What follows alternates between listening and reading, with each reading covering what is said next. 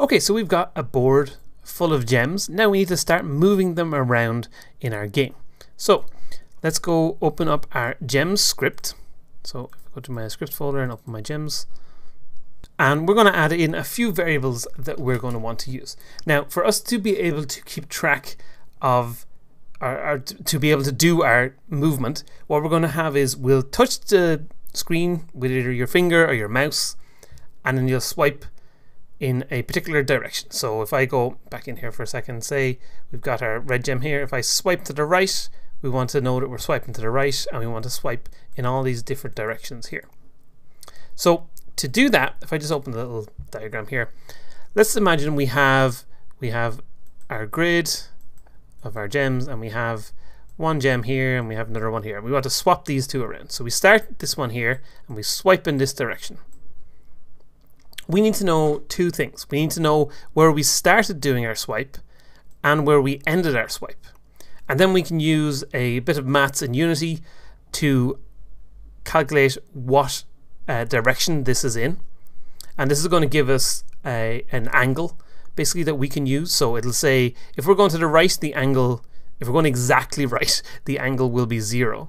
If we were going exactly up, the angle would be 90. If we're going exactly down, it'll be minus 90, and exactly to the left will be 180. So we want to calculate the amount of movement that's happening, and then we'll know which direction we're facing. So to do that, let's go back into our script. We're going to need to know those points where we start touching and where we end touching. So we're going to create a private vector2 that we'll call first touch position, and we'll create another private vector2 that we'll call final touch position.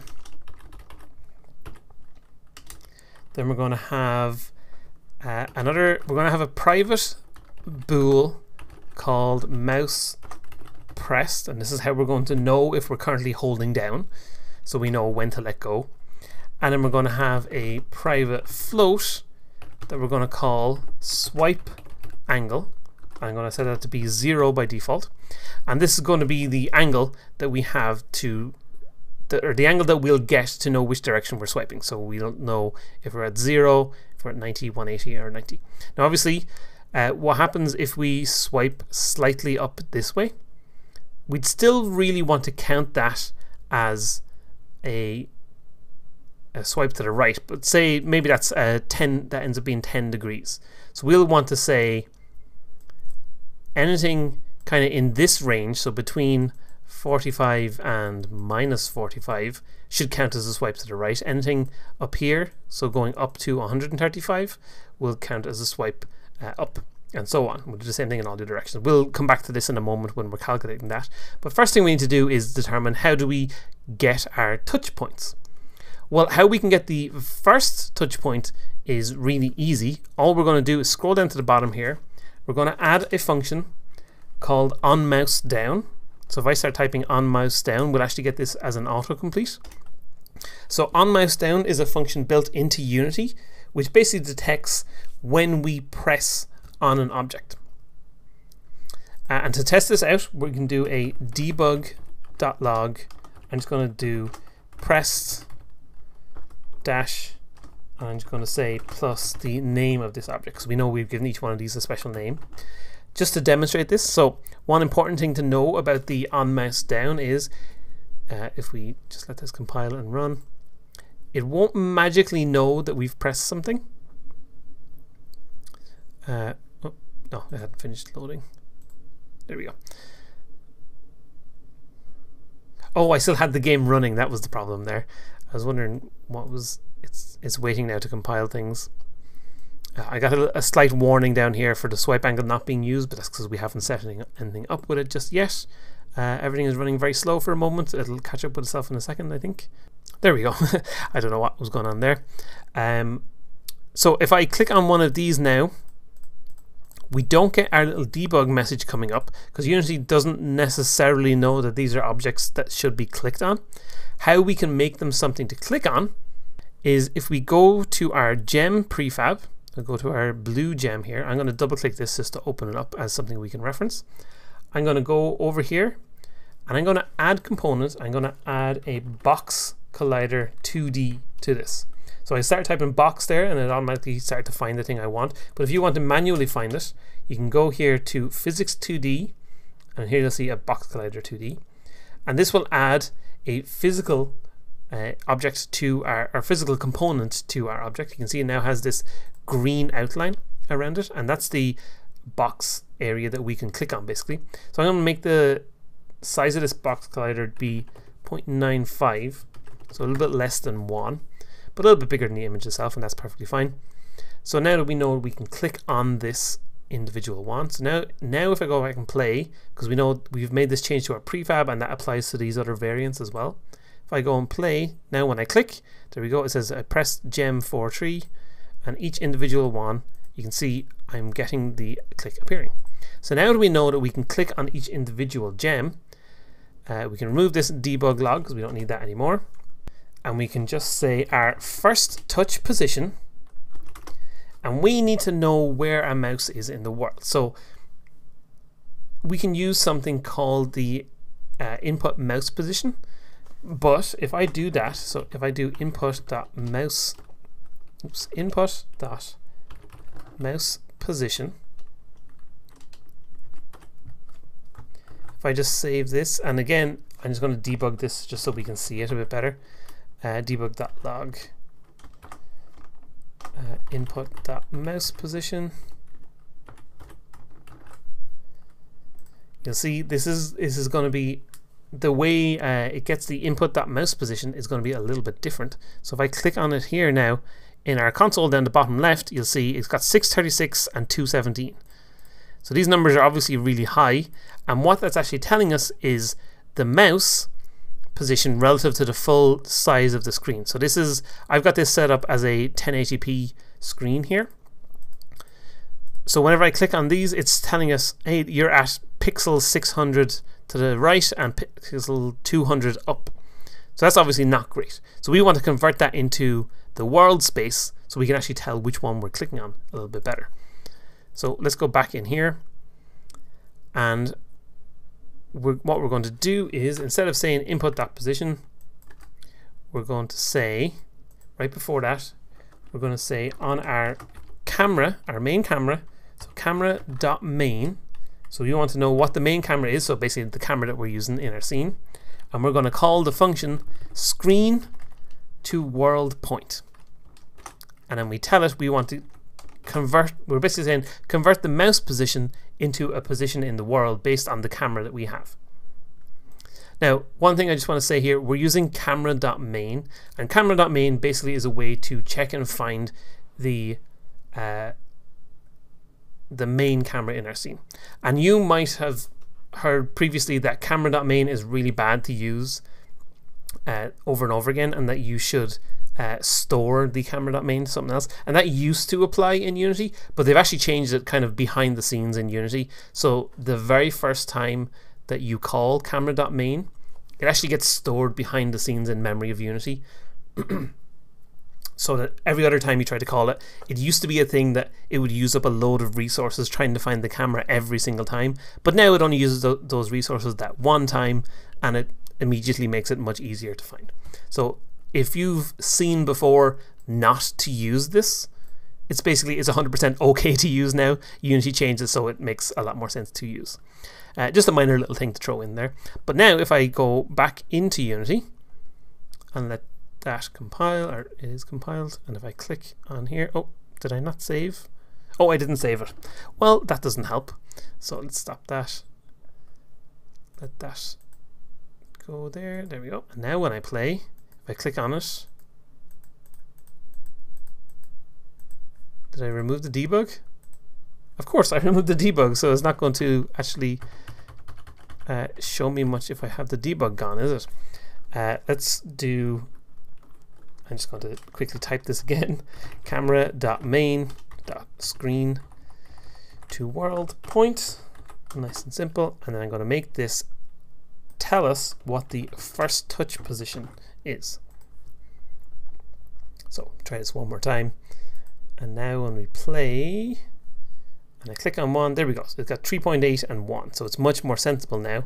We've got our 0, 0, and we've got 1, 0, and basically 2, 0, and so on. So perfect, and we now have a more accurate position in the world. And now that we've pressed the mouse down, we don't need a debug log anymore, but we do want to make sure that when we press it, we say mouse pressed equals true.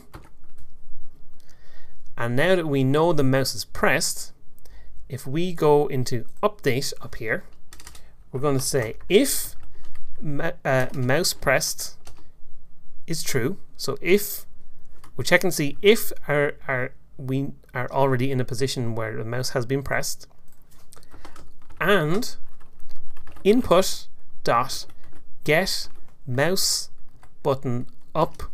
So we want to say, hey, when the mouse button is released, and we have to tell it which button is being released, and we say 0. So 0 refers to the left click of the mouse. So basically we're saying if the mouse has been pressed and we let go of the mouse button, then we're going to say our final touch position will be equal to, again, camera dot main dot screen to world point input dot mouse position. So now we have the first touch and we have the final touch, and now we need to work out what the angle is that we're going to use. So I'm going to add a new function down here, a private void calculate angle, and we're going to call that in here. So whenever we let go of the mouse, we're going to say, okay, calculate the angle that our swipe is happening in. And then in our calculate angle function, we're going to say we want to set our swipe angle. So our swipe angle that we have here, we're going to set that to be equal to, we're going to use a maths function built into Unity, and what we're going to use is mathf dot atan. Sorry, atan 2.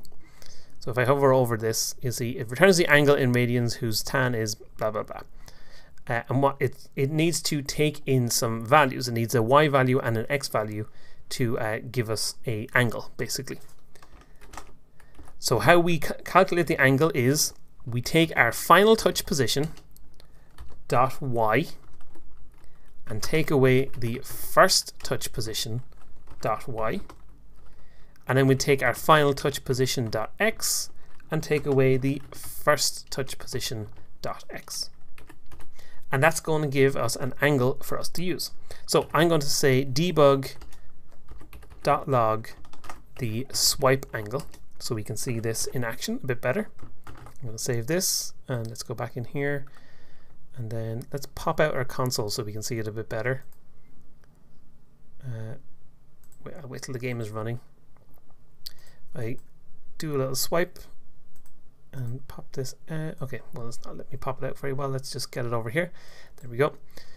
So if I do a swipe, you can see, well, that gave us a good number there. If I swipe to the left, it's given us a number of 3.12. If I swipe up, let's get this one. Swipe it up. Let's get a 1.45. So you'll see the numbers that we're getting are not necessarily the numbers that we want. So what we're getting is, well, a couple of things are happening here. When I'm swiping to the left, we're getting a whole bunch of numbers appearing there, and it's updating a whole load of things, and that's because of one thing we forgot to add in, and we'll go back to that in a second. But most importantly, it's given us numbers that aren't really logical for angles, because what it's returning is radians. So these are numbers basically between 0 and pi are the numbers that it's giving us. So we don't want that. So let's just dock my console again. And let's go back in here. So first thing is that we never set it so that mouse pressed would be false. So basically what's happening is when we press on mouse down and that's been marked as true, then it goes up to here and says, okay, that was true, and now we release and it calculates the angle, and this kind of gets caught and happens a few times. So we don't want that to happen. So we say as soon as we enter this section, we say mouse pressed equals false. So we've no longer pressed the mouse at this point. And then let's go back in here and just run this again so we can actually see the numbers appearing a little bit better. So if I swipe that, oops, I'm trying to get this to pop out. Sometimes Unity likes to grab and dock things a lot more than we want. But now if I, there we go, if I swipe to the left here,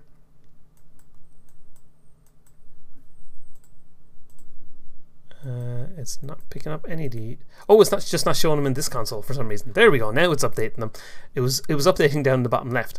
So if I swipe to the right, it's just above 0. If I swipe all the way to the left, it's just around 3. So we want to convert that back to normal degrees for us to be able to understand it a little bit better. And how we can do that is go down to here, and we take the result of this mathf.atan. That's what's stored in our swipe angle. And now we're going to say swipe angle is equal to whatever our swipe angle currently is, multiplied by 180 and divided by mathf.pi. So mathf.pi is just simply the 3.14 blah blah blah blah blah.